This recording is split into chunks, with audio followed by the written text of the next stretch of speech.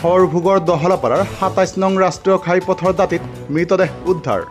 বৰপেটা জিলাৰ হৰভোগ আৰক্ষী থানাৰ অন্তৰ্গত দহলাপাৰা গাঁৱৰ মাজেৰে পাৰ হৈ যোৱা ২৭ নং ৰাষ্ট্ৰীয় ঘাইপথৰ দাঁতিত পৰি থকা অৱস্থাত আজি উদ্ধাৰ কৰা হৈছে এক অচিনাক্ত মৃতদেহ।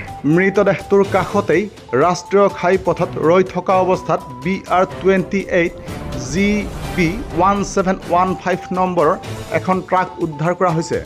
ইতিমধ্যেই ঘটনাস্থলীত উপস্থিত হৈছেহি হৰভোগ আৰক্ষী থানাৰ আৰক্ষী আৰু চলাই আছে প্ৰাথমিক তদন্ত।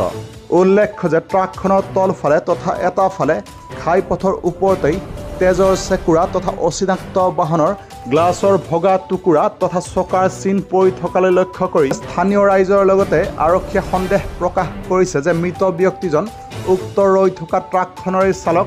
তেখেতে হয়তো আজি পুৱাৰ ভাগতেই ঘাইপথতেই ট্ৰাকখন ৰখাই ট্ৰাকখনৰ কিবা পৰীক্ষা কৰি থাকোঁতেই কোনো অচিনাক্ত বাহনে খুন্দা মাৰে, ফলত গুৰুতৰভাৱে আঘাতপ্ৰাপ্ত হৈ ব্যক্তিজন ঘাইপথৰ দাঁতিলৈ গুচি যায় আৰু তাতেই মৃত্যুবৰণ কৰে ট্ৰাকখনৰ চালকজনে। হয়তো আৰক্ষী আৰু সংশ্লিষ্ট বিভাগৰ সবিশেষ তদন্তৰ পিছতহে পোহৰলৈ আহিব ব্যক্তিজনৰ সম্পূৰ্ণ পৰিচয় লগতে তেখেতৰ মৃত্যুৰ কাৰণ।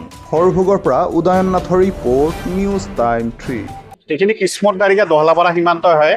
গতিকে মই গন্তব্য স্থানত গৈ থকা অৱস্থাত দেখিলোঁ যে গাড়ী এখন ৰৈ আছে, মানুহো আছে ইয়াত, মানুহৰে গাড়ী ৰেফিলিয়েট হৈছে যে ইয়াত এটা মানুহ পৰি আছে। গতিকে অলপ সময় পৰ্যবেক্ষণ কৰি চালোঁ যে এইটো ছাইডত গ্লাছ পৰি আছে। মোৰ অনুমান হয় যে মানুহজনে টায়াৰ চেক কৰি থাকোঁতে নিশ্চয় সৰু গাড়ীয়ে খুন্দিয়াই দিলে আৰু খুন্দিয়াটো অলপ ডাঙৰ আছিল।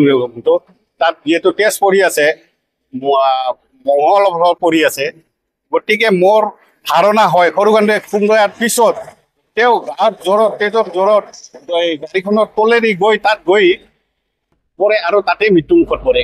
গতিকে অনুমান এটা হয় আৰু এই কি থানা পৰে? এইটো সৰভোগ থানা পৰে। গতিকে বাকী ঘটনা আৰক্ষী বা বিভাগীয় কৰ্তৃপক্ষই তদন্ত কৰিলে ওলাব। গতিকে এইখিনি ক'বলগীয়া, কাৰণ গাড়ীৰ সম্পূৰ্ণ নথি পত্ৰ এতিয়া আৰক্ষীয়ে উলিয়াইছে। গতিকে মোৰ হয় যে কোনো অজ্ঞাত গাড়ীয়ে খুন্দিয়াই মানুহজনক মাৰিছে বুলি।